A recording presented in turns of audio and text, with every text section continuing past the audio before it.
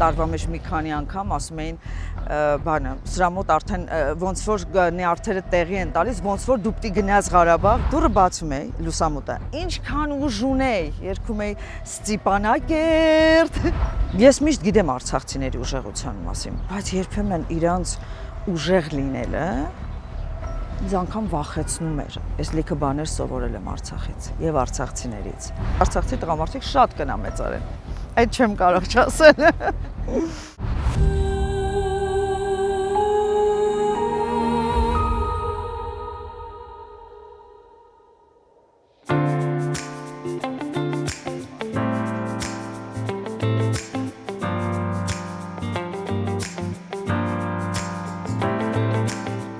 Արմինե, Արցախում այնքան հաճախ էիք լինում, այնպիսի սիրով ու ոգևորությամբ էիք պատմում, որ երբեմն թվում էր մի օր Արցախ եք մշտապես տեղափոխվելու։ Երբևէ նման ցանկություն ունեցել եք։ Պարբերաբար ունենում էի այդ ցանկությունը։ Ես հաղորդման գալուց առաջ հիշում եմ, որ երբ որ պատերազմից հետո էր, չէ, կարծեմ այս հաղորդումը ստեղծվեց, երբ որ գալիս էիք նկարահանումների, հիշում եմ մի օր ասացիր, քեզ նկարելու ենք, ասում դե լավ, դե ես պետք չի, այնքան մարդ կա, որ պիտի Արցախից խոսի, հետո պայմանավորվեցինք, որ պիտի Արցախում նկարահանենք, մի խոսքով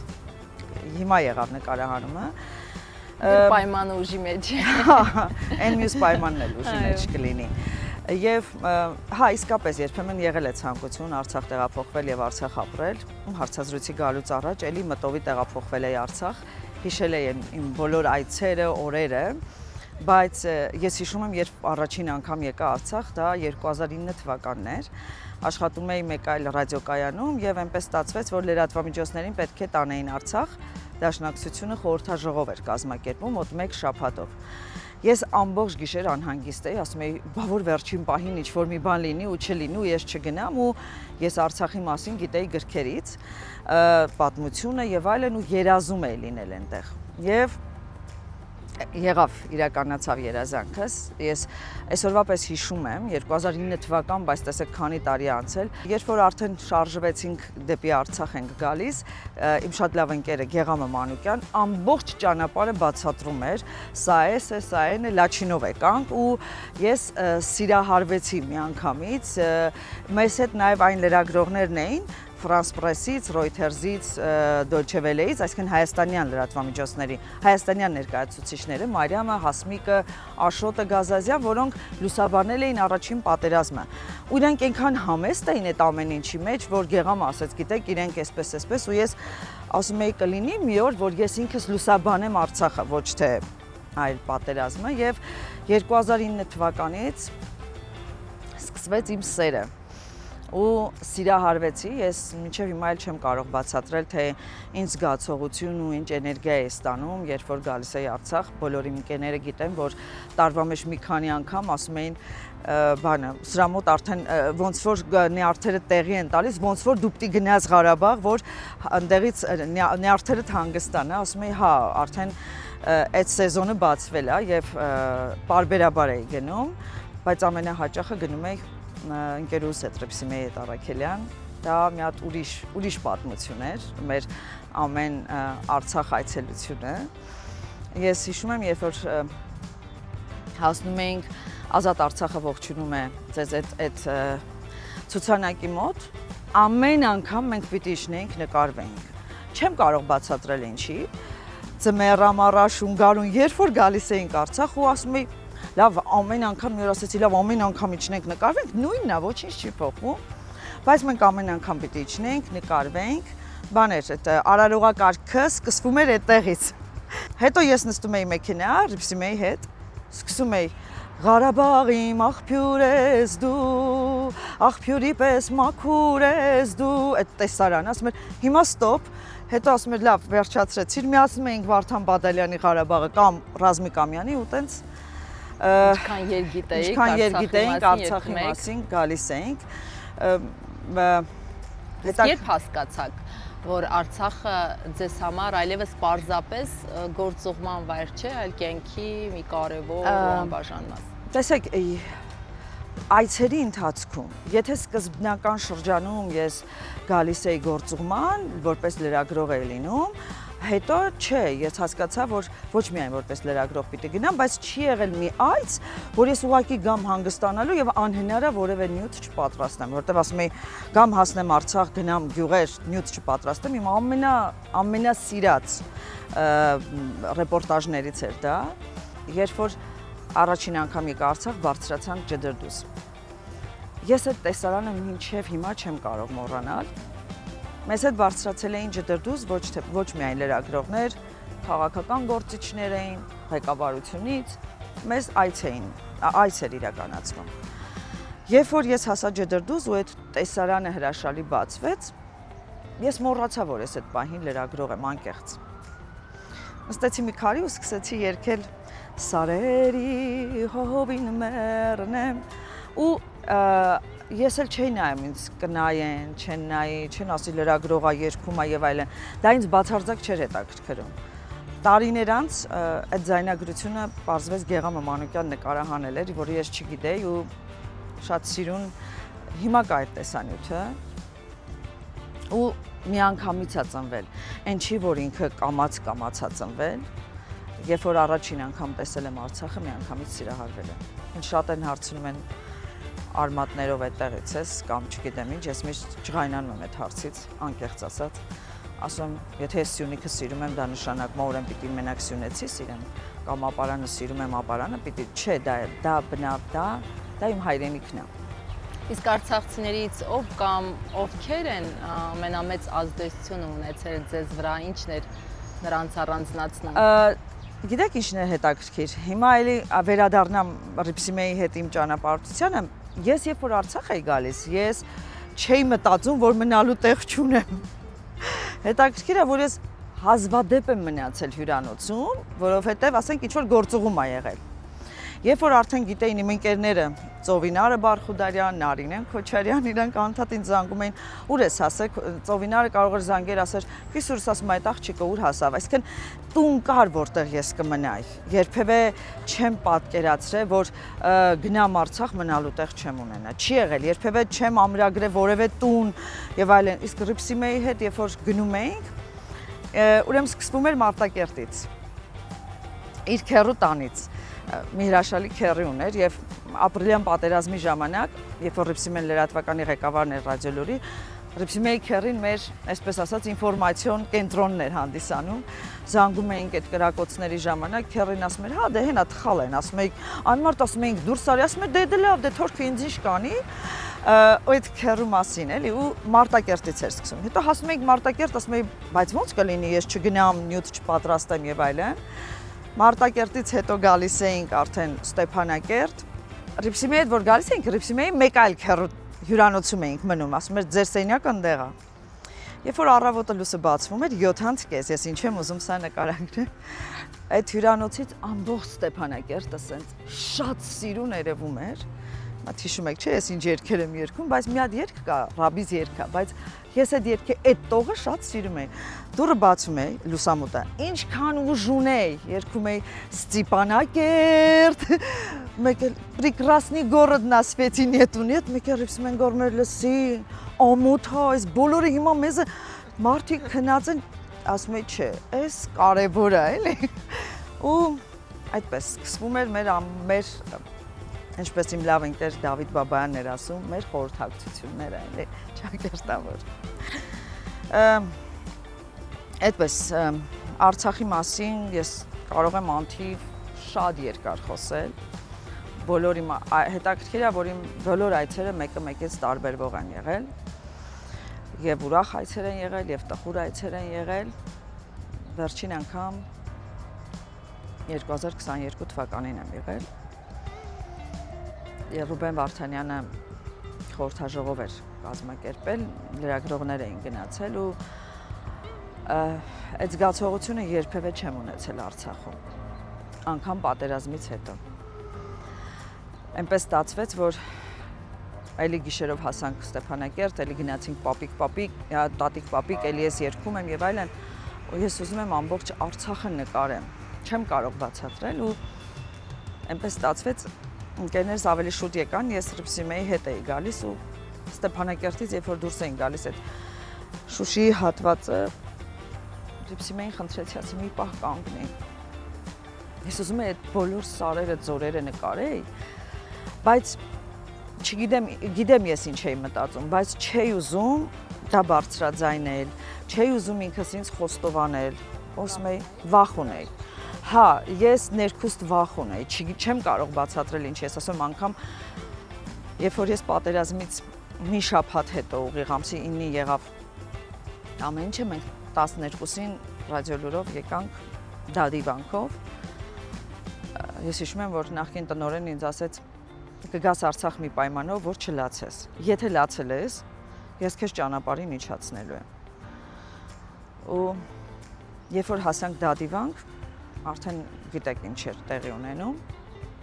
Մի նկար ունի Տեր Հովհաննեսը, այսպես Խաչքարին, այդ իմ նկարած նկարն է։ Այո, բոլորը դա գիտեն։ Ես տեսա վառվող տներ եւ առաջին անգամ տեսա Այինի աշխատակից, որը ձեռքերը դրել էր գրպաններին ու առաջին անգամ Այինի աշխատակիցը չէր հանգցնում այդ գրակը։ Ես հիմա զսպում էի ինձ, որովհետեւ Խումարյանի լավ իմանալով հանդերձ կարող էր իսկապես ինձ իջացնել ճանապարհին, բայց երբ որ հասա Ստեփանակերտ, ես երբեք Ստեփանակերտը այդպեսին չէի տեսել։ 5 օր հետո լույս չկար, երբ որ ես առավոտյան դուրս եկա քաղաք ու սկսեցի նկարահանումներ անել, Ստեփանակերտի կենտրոնական հրապարակից մի քիչ ներքև էինք իջնում, մի տուն կար, որը արկընկել էր տունը ամբողջովին, այդ մարդը տանտերը կանգնած էր։ Ես հիմա պատրաստ էի, որ մոտենայի միկրոֆոնով, ամեն ինչի պատրաստ էի, կարող էր կոպտել, կարող էր վիրավորել, ամեն ինչի, որտեղ մարդը հասկանալի է ինչ հոգեվիճակում է։ Երբեմն իմ մասնագիտությունը տենց դեպքերում ինձ ատում եմ, բայց այլընտրանք չկա, պիտի անես։ Ես մոտեցա այդ մարդուն ու սկսեցի զրուցել, ասեցի գնում եք, ասեց ուր։ Ասի գնալու եք Արցախից։ Ասեց ուր, ու բայց ինքը դե բարբառով է խոսում։ Ասի չգիտեմ։ Ասեց ինչ ես խոսում, աղջիկ ջան։ Ու ես հասկացա, որ այդ մարդը ինձ կարա հիմա չգիտեմ ինչ անի, էլի, ասեցի սխալ հարց եմ տվել։ Հա, իսկապես հասկացա, որ ես շատ սխալ հարց եմ տվել, ասեց ես ոչ միտեղ չեմ գնում։ Խիաթվում, ասում եմ դե ձեր ոնց։ Հա, պետք է մնամ այդ տունը սարքեմ։ Ես միշտ գիտեմ արցախցիների ուժեղության մասին, բայց երբեմն իրանց ուժեղ լինելը ինձ անգամ վախեցնում էր, ասում եի, այսքան ուժեղ, այսքան հպարտ, հետաքրքիր հպարտություն կա արդարացված։ Ու ամեն անգամ հենց իրենցից էի ուժ ստանում։ Իսկ այդ օրից կա մի պատմություն, որը չհասցրեցիք պատմել Արցախի մասին։ Չէ, ոչ թե չհասցրեցի։ Ես որ միշտ տեսել էի ուրիշ Արցախ, չէի ուզում այդ տխուր Արցախը լիներ, այդ տխուր Արցախի մասին պատմեի։ Ուզում էի վերջում բնականաբար լուսավոր կետ էի դնում իմ նյութում,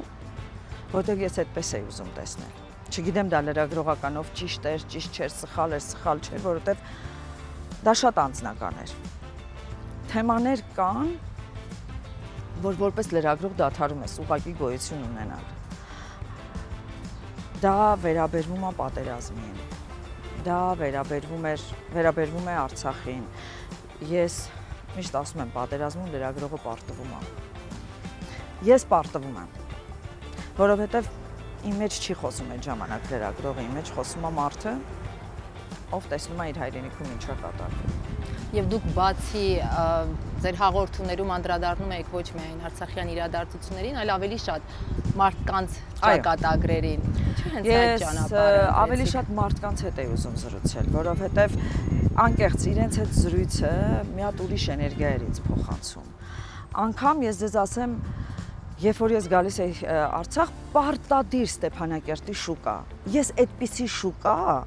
այդպիսի կոլորիտային, այդպիսի մշակութային շուկա ես դեռ չեմ տեսել։ Եղել եմ տարբեր երկրներ ու հետաքրքիր գիտեք ինչն է, ես որ որևէ տեղ գնում եմ, ինձ միշտ հետաքրքրել այդ երկրի շուկան, չգիտեմ ինչու։ Բայց արցախյան շուկայի մեջ կար մի հատ ուրիշ մշակույթ։ Այն որ սկզբից հենց մտնում էր ու այդ ժինգյալով հացը կապ էր ձևավորվել այդ շուկայի աշխատակիցների հետ։ Մենք անգամ կարող էինք Երևանից զանգել, խնդրել, իրենք ուղարկում էին պատվիրել ժինգյալով հաց, ղնջլոց, թթու, չգիտեմ, ամեն ինչ։ Ու ինչն էր, այդ մարդկանց հետ երբ որ ես խոսում էի, ամեն մեկը մի ճակատագիր ուներ։ Այս պահին ուղղակի հիշեցի Մարտակերտի երաժշտական դպրոցի տնօրենին, որը Ռիփսիմեի ընկերուհին էր։ Եվ իր հետ եմ զրուցում,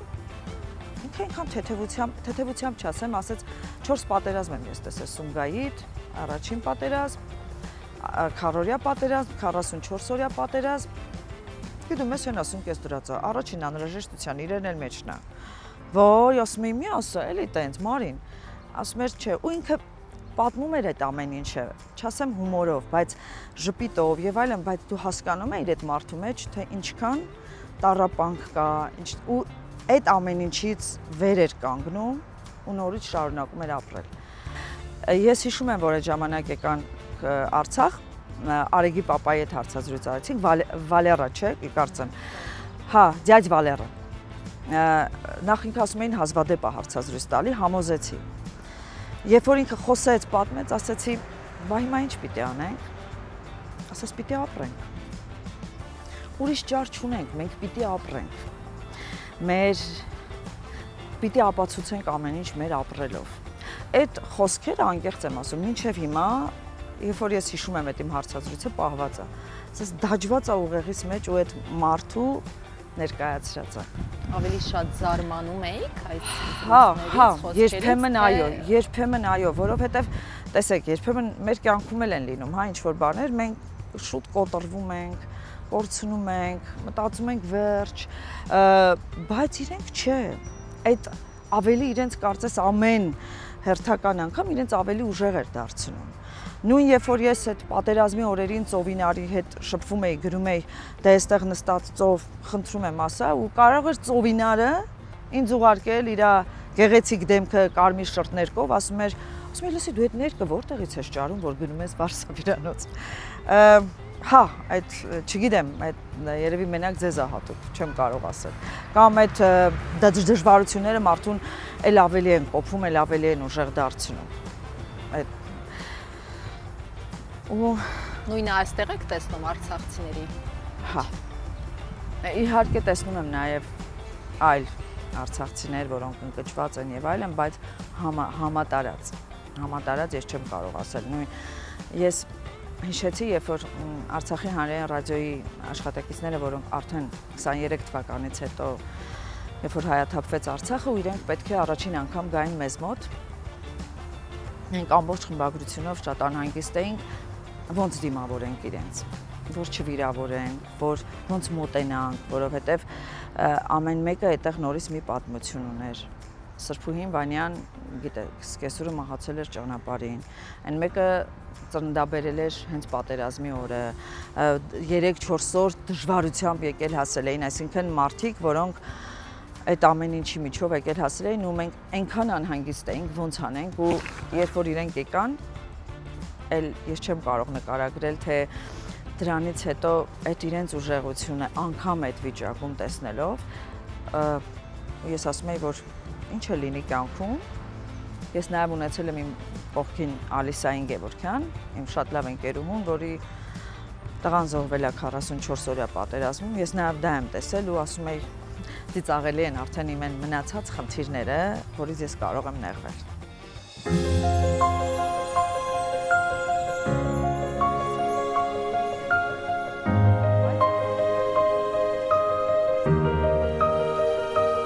Արմինե, Արցախից բազմաթիվ պատմություններ պատմեցիր,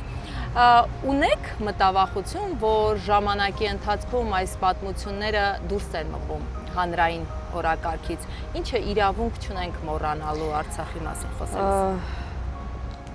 Ես անձամբ չունեմ մտավախություն, ասեմ, ես իմ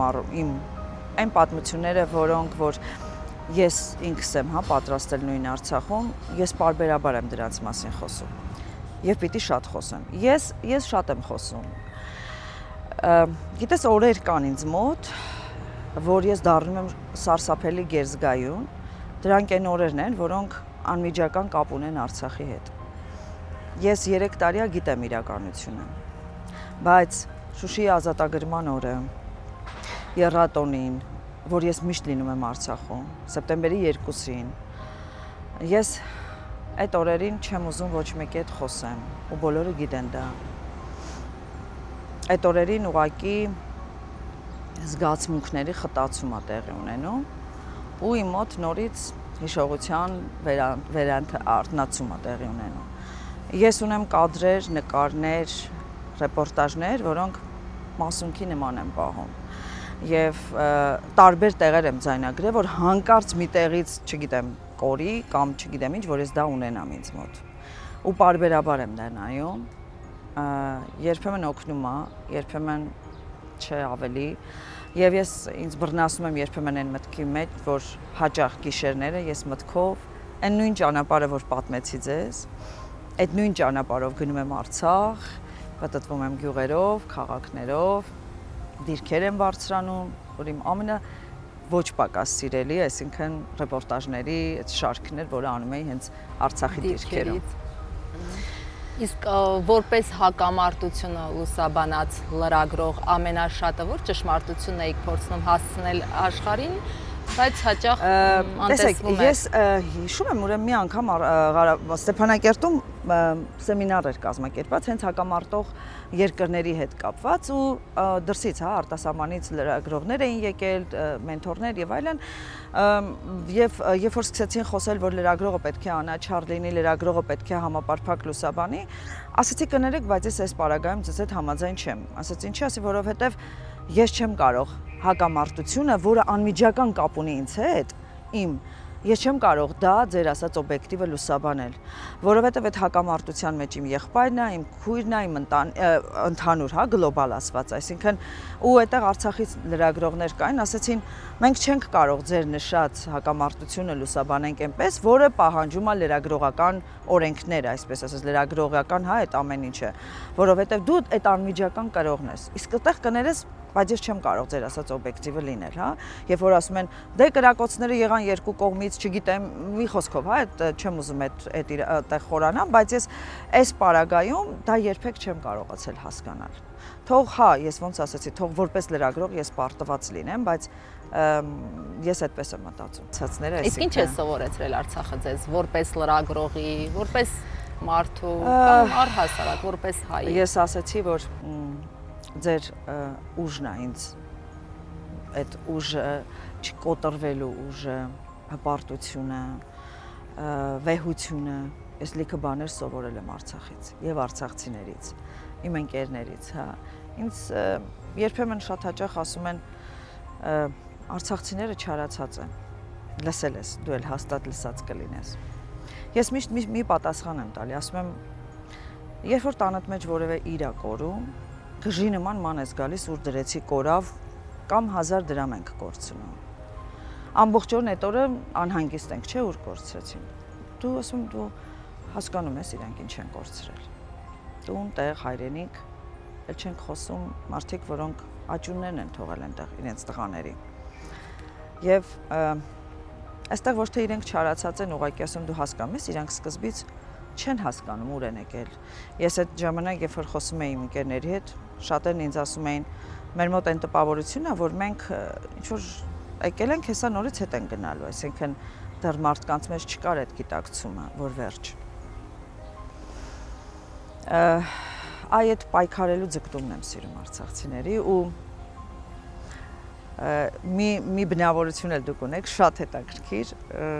Գրիգորիչն էր ասում։ Ասեք, նույնիսկ եթե դա վատ է։ Ասում էր Արցախյան մուննատ կա։ Բայց մարդկանց դուք շատ մոտ չեք թողնում։ Երբ որ թողնում եք, արդեն այդ թողնելա որ թողնում են։ Դուք տնտղում եք մարդուն, ուսումնասիրում եք, այսինքն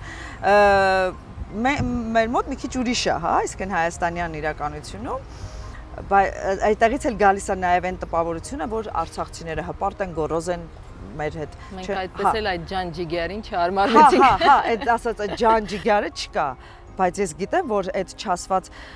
ես միշտ նաև դա կապում եմ նրա հետ, ինձ ասում են, բանը արցախցի կանայք նաև բան են, վլասնի են։ Ասում եմ, գիտես ինչից է դա գալիս, որովհետև այն տարածքում, որ իրենք ապրել են, իրենց տղամարդիկ միշտ դիրքերում են եղել, զինվորականներ են եղել, այսինքն տան ամբողջ հոգսը, պատասխանատվությունը, երեխաների դաստիարակությունը Արցախցի կանանց ուսերին է եղել։ Եթե սխալվում եմ, ընդհանուր, հա, ասում դա բերել է նրան, որ այդ կինը շատ կոփված է։ Եվ հետեւաբար ձեզ թվում է, թե վլասնի է, էլի։ Այդ այդպես չի, բայց արցախցի տղամարդիկ շատ կնամեծար են։ Այդ չեմ կարող չասել։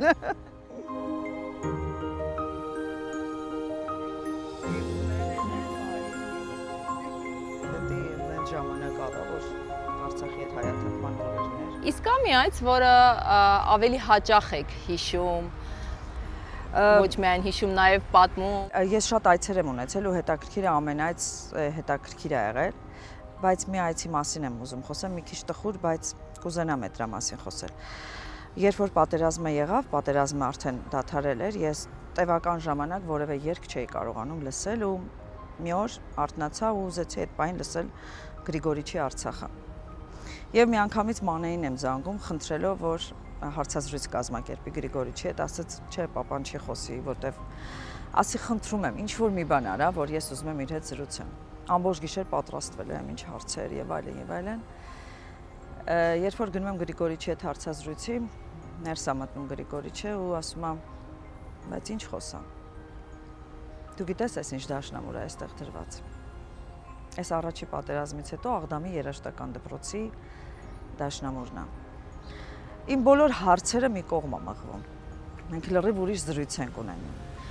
3 անգամ մեր զրույցը ես ընդհատում եմ, որտեղ 3 անգամ մենք լացում ենք ու անջատում ենք։ Ու ասում է դժվար է ինձ համար գնալ Արցախ, բայց պիտի գնա։ Ստացվեց այնպես, որ պատերազմից հետո 1 տարի էր անց Գրիգորիչը եկավ Արցախ, կհիշես համերգային ծրագրով։ Ես էլ շատ պատահաբար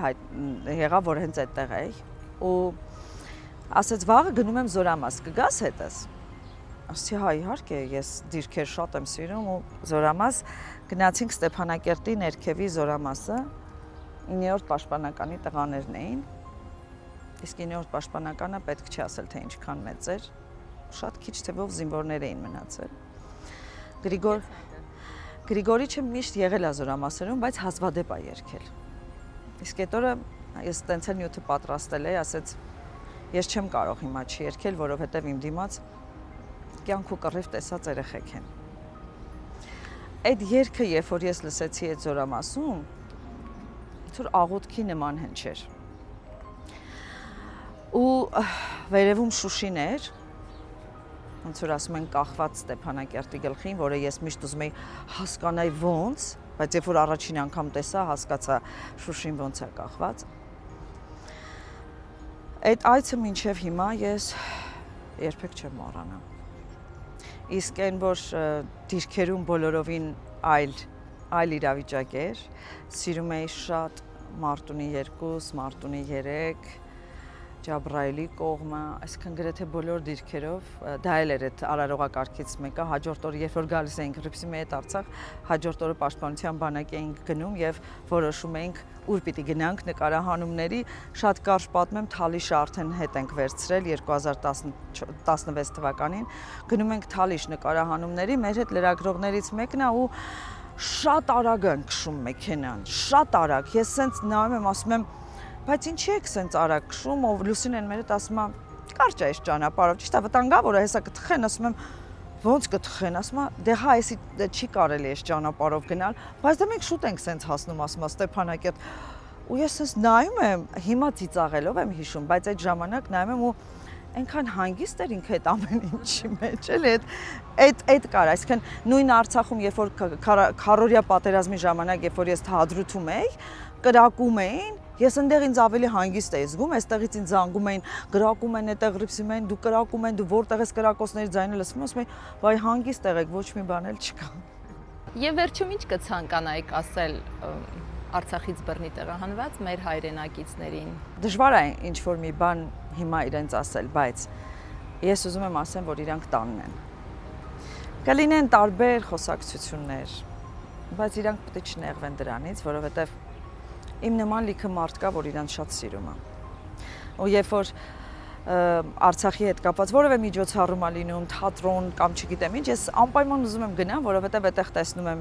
ղարաբաղցիներին։ Իդեպ ինձ համար Արցախ-Ղարաբաղ դրանից նշանակությունը չի փոխվում։ Ես երկուսն էլ օգտագործում եմ։ Ուզում եմ տեսնել իրենց, կարոտ առնեմ, զրուցեմ, չգիտեմ,